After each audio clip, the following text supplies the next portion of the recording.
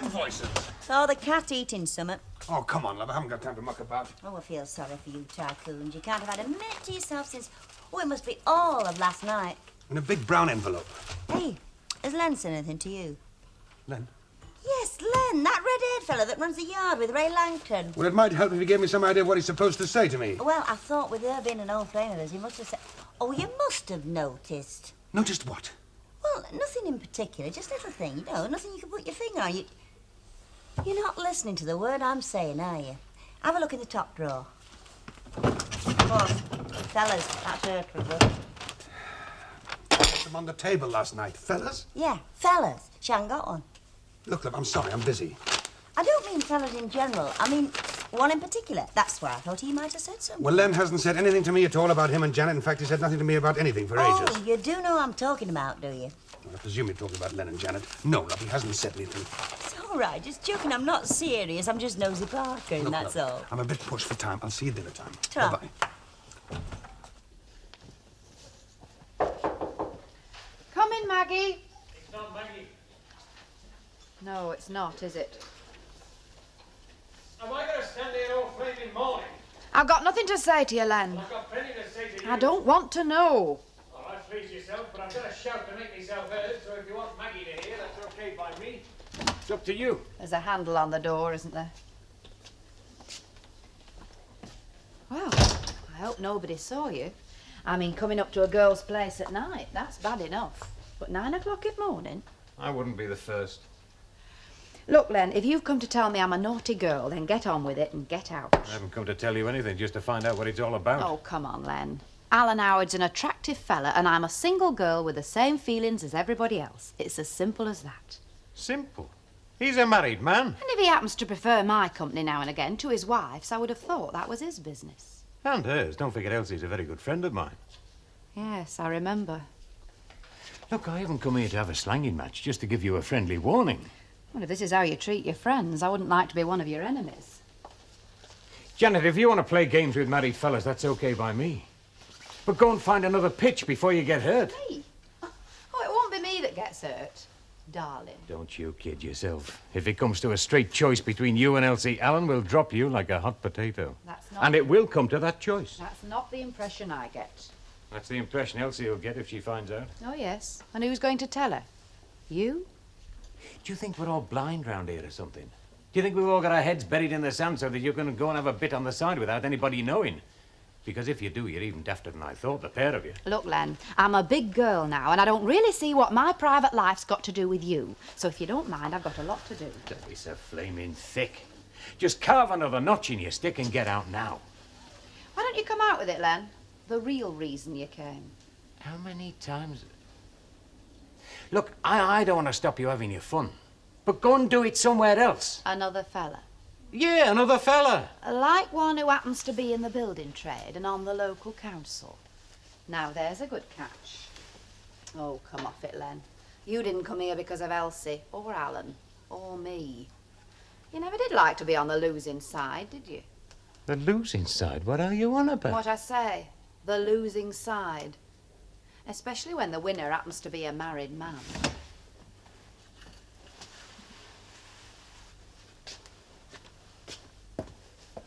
You said you wasn't waiting, so I mean, I've not looked properly yet. Well, I wasn't, only Maggie wants some new curtains for the living room. She thought there might be something in the catalogue she fancies. Was it clothing you wanted? Yeah, that's right, love. I want a couple of nylon overalls. Is that all? Not much commission on that. Lucille, your first concern as a Mark Britain agent should be for the customer, not yourself. What's the point of doing it if there's no in it for you? Any road, I thought you always got you a tackle through Elsie. Only where it's short notice. Me and Cyril are going out. We've had this invitation, you know, to a ladies' evening, and Elsie's getting me a costume round here. Oh, it's lovely. You should have seen it. It's in page 154. Get the violins out. Oh, shut up, you. Won't trust you to get me anything fast. All I want from you is a couple of nylon overalls, now if it's too much trouble. I was asking because we do have quite a few reductions at this time. If you're a sort of sale of some of the summer stock, you know, but I'm afraid you won't find nylon overalls on the list because they're popular all the year round. Hey, I tell you what, if you can hang on a bit, I might be able to get you a bit knocked off if I can push them through fast. You change your mind quicker than the buses put the fares up. Oh, I should have thought I would have been one of the first to know if there was going to be any change in the arrangements for agents, Lucille. Not agents, staff. Staff? I don't think I followed. Well, I am out of a job, aren't I? I mean, they are looking for somebody. You got fixed up, have you? You never said anything to me about it. Well, not yet. Didn't know you'd been for an interview. Well, I haven't. I only put my application in a couple of days ago. But it'll be all right. I've given you as a reference. What? Given you as a reference. Hey, you haven't got the sacker out, have you? No, I have not got the sack, but I do think you might have asked me first. Well, I didn't think you'd mind. I'd do the same for you. I'm sure you would. I can't exactly see the situation arising. Isn't it more usual to get a reference from your last boss? Dave Smith, I wouldn't ask him the time of day. Any road, I'd best get going. Us people haven't got time to stand chatting to you employed people with jobs, you know. Get going. Yeah, she's doing a bit of something for our Maggie, you know, books or something. Nothing very much, because she's not built like that. Oh, I do wish she wouldn't be so presumptuous. How do you mean, love? Well, I mean, it does put me in rather a difficult position, doesn't it? Well, you want her to get the job, don't you? Oh, don't get me wrong. It's just that, well, if I give her a glowing reference and she lets me down, I know our Lucille. I wouldn't worry about it. Love, all the youngsters are the same these days. You know, they're solid enough deep down. Not quite all the same, or rather they weren't when Lucille and I worked at Gamma Garments. Oh, once bitten, eh? Well, love, if you're that bothered about it, I mean, I'd ask her to get a reference from somebody else. Well, I wish it were as simple as that, living under the same roof. Oh, I see what you mean. And she has been very shabbily treated by Dave Smith. Same again, mate. We better make it 2. It's been ringing all day. I don't know whether it's me or the phone. All right. Of course, I don't have to tell you how busy we are, do I, Stanley? Oh, no. That's what you want, isn't it? Oh, definitely, yes. I mean, you've no need to worry where the next meal's coming from. Nice wage packet at the end of the week, steady hours. What more can a fellow ask? Yes, that's if the flaming staff decide to turn up and do a bit now and again. Stanley, I've no desire to interfere with your dinner hour, or 2. But why have 18 Bessie Street been on the phone 3 times this morning asking me why that cold tap hasn't been fixed, the one you're supposed to fix this morning? Look, I didn't promise. I said I'd try. Right, well, when you get a minute, Stanley, that's after closing time, of course, will you please try a bit flaming hard? Dan! I've been thinking, Chuck, if you've got time before you go back, would you mend them steps? Because I'd like to get them back curtains down after and wash them. Of course, he can have the afternoon off and paint the front room and all. Oh, there's no need to be nasty, Mr. Fairclough. I mean, he is entitled to his dinner hour, same as the next bloke. Just entitled to it, same as the next bloke, just what I've been telling him. Ah. Oh, by the way, have you done out yet about that other lag? Only, as it were us what told you, we have got a special interest. Look, Hillary, I'll tell you when he's ready, yeah? I'm only asking if he's been to see Madam Corner Shop, because after all, we are involved. If there's anything to tell, you'll be the first one to know. Whether I tell you or not. Well, don't stand there gawping, Stanley. It doesn't suit you. And don't be late home for your dinner, neither. Oh, morning, Mrs. Howard. Mr. Howard. Morning, Mrs. Ogden. Morning. Fine, please, Betty. Elsie? Yes. Like the fella says, when you're rushed off your feet, get yourself a tonic and don't forget to put the gin in it. Creatures of habit, eh? You know, when I saw you come through that door, I said, now, there's a pint of bitter and a gin and tonic if I ever saw 'em. Yeah, listen, when you've got a fella like man who wants his meals on the table at the same time every day and then sends you out to earn your keep on top of it, you've no chance to change your habits. Hey, look at them 2 over there. They look as if they've been playing for the last round and both of them have lost. Did you hear what I said? Hey! Did you hear what I said? You've been at the cotton wool again, haven't you? What? What? What? You've not listened to a word I've said all morning, I'm have sorry, you? love. I've got other things on my mind. Oh, who hasn't? Hey, have you got it with you then? No, love, I left it on a number 14 bus. If you told me what it was, I might remember. My suit. You promised. You've not forgotten again, have you? Oh, Love, you won't believe me, but it's all wrapped up and it's ready to bring out. Oh, it's for something special tonight. I mean, I did tell you. Oh, I'll drop it in tonight. I promise, that's a promise. No, I can't remember you saying to her anything to me about tonight. I remember. When I was here. Oh, you've woken up, have you? I'll tell you something. If it hadn't been for worrying about what was wrong with you, I might not have forgotten it. Right. Cheers. I'll give you 10 minutes. And if you're not home for your dinner, I'll bring it across here and I'll serve it over here. And it won't be on a plate. Hey, how about 501 up, eh? Do I have to paint you a picture, Stanley? Well, 301 then, eh? If you're not back in that yard by 2 o'clock, I'm going to have your guts for garters, mate. Hey, lad, are you on the wagon or something? Come again, love. Well, you've had that since you come in. There's no law that says you've got to drink up or get out, is And how there? long's your name been, Len? Well, a fella's got to take his time. That's something you know somewhat about, isn't it, Stanley? Huh? I reckon your elder will have your dinner on the table by now. Ah, there's no hurry. 18 Bessie Street. All right, I'll see you. Another? Just a half, please. Betty, leave it, will you? I'll have it some other time. If it gets much colder in here, it'll freeze. I was expecting to see the flames any minute. Lem Fairclough on wagon are near enough for him. Alan walks out on me. Am I using the wrong toothpaste this summer? Oh, well, suppose you'll hear, you know, sooner or later. Hear what? You know Janet Reed's sister? You know, the one she was supposed to visit in Leicester? Supposed to. Yeah, supposed to. Get on, I don't believe it. You Janet name? The dirty, lucky...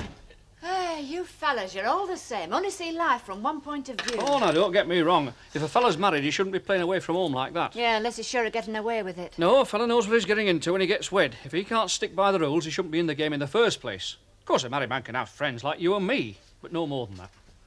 You really believe that? Well, of course I do. I thought you knew me better than that. Yeah. Mind you, a lot of them do slip the leash. It tickles the vanity, you know. But they go back fast enough.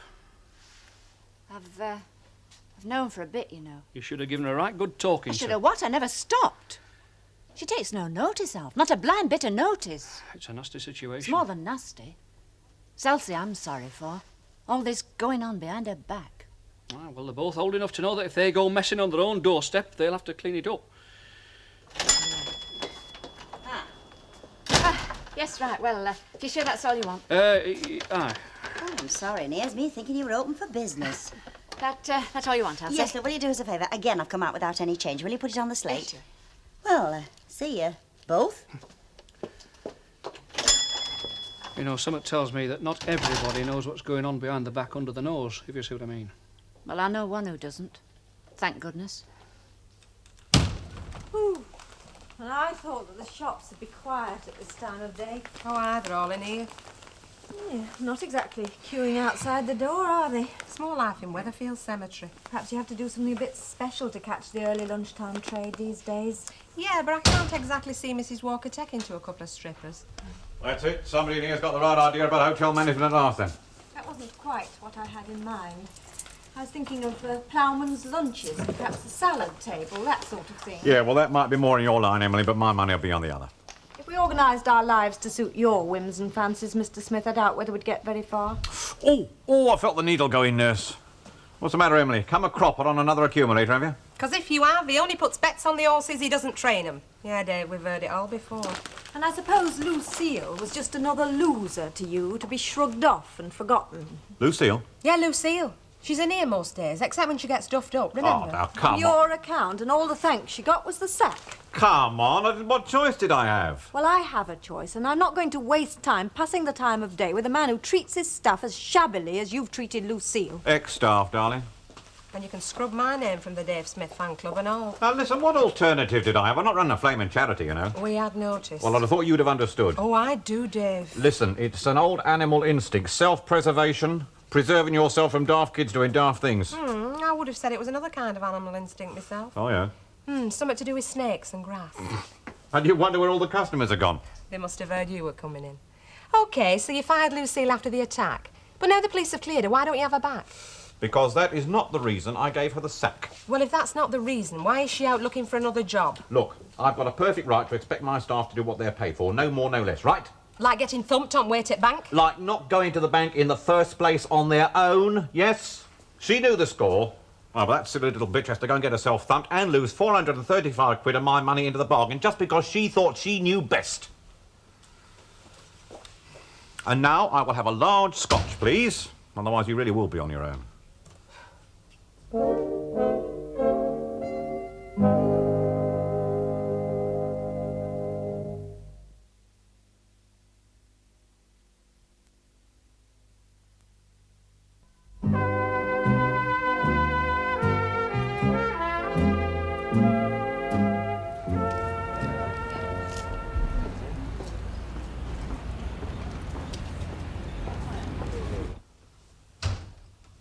Do you want another one, Dave? Oh, I thought you'd never ask. 2 whiskies, love, please. Keep him fit, eh? They ought to be locked up, some of these youngsters, with me for a fortnight. How long? Well, maybe a week of my time alive. Yeah, Don, you wouldn't know what to do. Oh, yeah? I have to take some lessons then, won't I? Well, Got any good teachers, do you? from what I hear, there's a fella down at the canal garage can give you a few lessons. Yeah, the news have filtered through to me. I must say, what a bloke with a wife like Elsie wants to go sniffing round the head for, I just don't understand. Ah, well, he's not the first. Ah, well, speaking of experience there, aren't you? How is Maggie Clegg? All right? You did want a whiskey, did you? Yeah. How do you mean about Maggie? Oh, come on, don't try and pretend you're any different from the rest. If I had a quid for every time I've heard that... Now, look, Maggie Clegg happens to be a very nice woman. Yeah, so's Janet Reed. They all are, mate. And the trouble is that some fellas don't appreciate when they're well off. A bird in the hand, you mean? Yes, except Elsie's no bird. She's 100% full-blown woman. She's worth a dozen of the Janet Reeds of this world. And if Mr. Howard doesn't appreciate Mrs. Howard, then he can't complain if there's those among us who do, can he? I'm not interrupting anything, but Janet did say it'd be all right to come Well, yes, through. certainly. What can I do for you? Well, I was hoping to catch Lucille, actually. Oh, well, you've caught me, haven't you? Well, I would like a quick word. Oh, well, would you excuse me while I'll see to the dinner? I don't know quite how to put this, Lucille. But what? Well, I've been giving a lot of careful thought to the matter we discussed this morning. We discussed a lot this morning, didn't we? Your application for a position at the warehouse. I've told you I haven't heard nothing yet. But you have given my name for a reference. Yeah, well, you said you wouldn't mind. Hey, have they been on to you? Because they don't usually get on to you unless, they've got something definite, do they? No, they haven't. Well, oh dear, this is awkward. The fact is, I've changed my mind.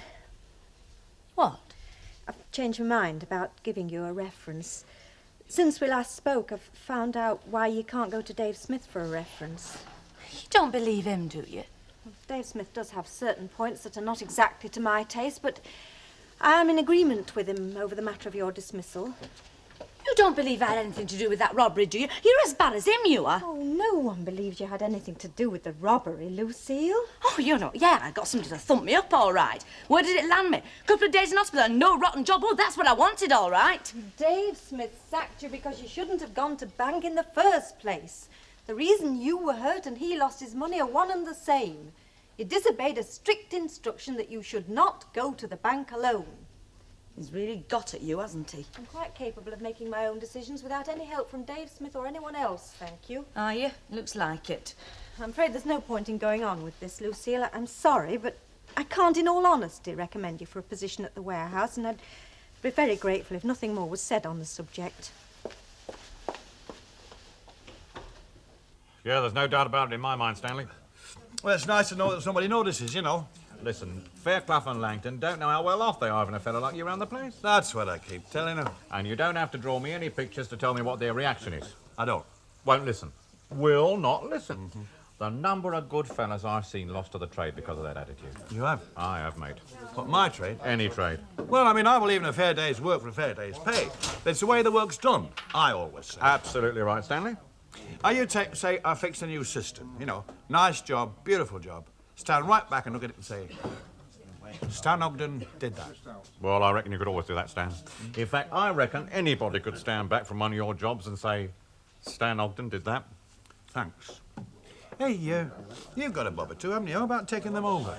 What, Fairclough and Langton? Ah, I mean, you and I seem to see eye to eye, as it were, and it would be us against them, eh? Yes, well, thank you very much for the compliment, Stanley, but, well, the building trade being what it is, you know, I reckon it's best left to them as know what they're doing, and that is not me, mate. Best carry on my own, then, eh? And who better, Stanley?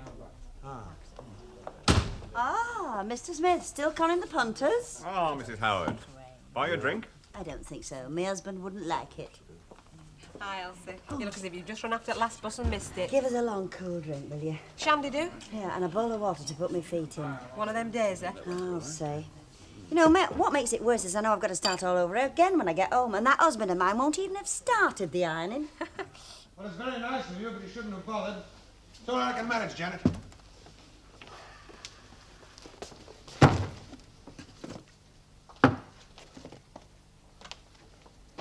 It's all right, I can manage. Thank you. I could have come over and got them, you know. But don't you think this way has its advantages? Look, Janet, I don't think you should hang around here. Elsie due home, is she? Elsie's due home, yes, and if she catches you here, she'll probably eat you alive. She doesn't suspect a thing. Well, let's not give any reason to suspect, shall we? Will you go, please? You are frightened, aren't you? Yes, I am. Will you please go? Your bill.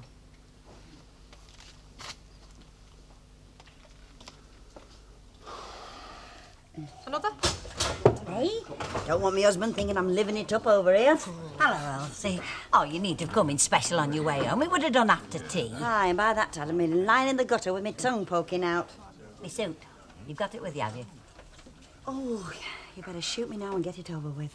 You haven't forgotten it again, have you? Oh, love, you won't believe me. It's just where I left it at lunchtime. I've been rushed off my feet. But I told you it was for something special, and I've had my hair done as well. Look, I'm sorry, love. First thing tomorrow morning, I promise you... First thing in the morning? A fat lot of good that's going to do me. If you'd have told me in the first place you weren't going to get it, I'd have gone out and got one myself. Now, look here. Nobody was stopping you going somewhere else and paying full price for it. No, and don't think I wouldn't and all. Oh, come on, Betty. Don't let's argue I over thought there was somebody you could rely on. Look, I've got other things on my mind than thinking about cut-price suits for other people. So we've noticed. And what's that supposed to Like mean? that flipping husband of yours. What about my husband? Like what he was up to in Leeds and who with? Well, if you want to know the rest, you better ask him, hadn't you? But I'll tell you something else and all. That Janet Reed's got a very funny way of spelling Leicester. Janet.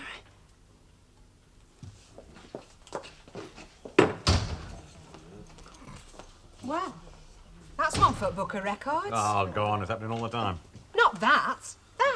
That's first time Stan's left without supping up. Oh, what? He's gone for Mrs. Bunn, the baker's wife, I reckon. Hey? Happy families, darlings. Favourite game round here. Well, I wouldn't exactly call them happy. Of course they're happy. A little row now and again gives a bit of variety to life.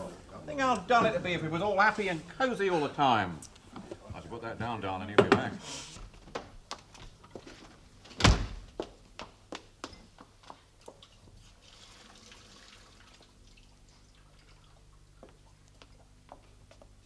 What's going on?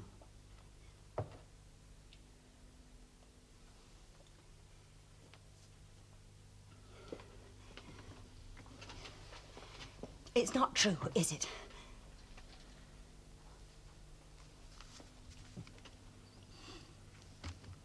What have you been told? What have I been told? They're talking about nothing else over in that pub over there. You and that Janet Reed. Alan, we've always told each other the truth. That's what I want now. The truth. And I want it from you. You want to know about Leeds? Stopping overnight, you said. Business appointment. The drinks with the boys. It was the truth. Well, what about her? Where does she fit in? She followed me. I see. She followed me. See, I was dumbfounded when she arrived at the hotel. Nothing happened, love, nothing. Nothing happened. Something always happens when there's another woman. Even if it's only in your mind. So you put her on the train and you sent her back home. That's what you did, isn't it? I couldn't, Elsie. She's a grown woman. She had a reservation. She had a room in the hotel. She had as much right to stay there as I had. When did she come home? She came back with me next morning on the train. Would you mind telling me how she knew which hotel to go to? I don't know, Elsie. I suppose I must have mentioned it at some time. Look, I'm not trying to wriggle out of it altogether. I had flirted with her. Well, you know what it's like. No, I don't know what it's like. Well, she flattered me, and I made some kind of response. And I suppose if she got the wrong impression, it was partly my fault. Oh, no, Alan. Oh, no, you don't. Don't you try to defend her. You just told me that she followed you, that she chased you half across the country. Well, if that's true, she knew what she was doing, all right. And she didn't care who she hurt by it. Well, by God, there's one here who'll make her care.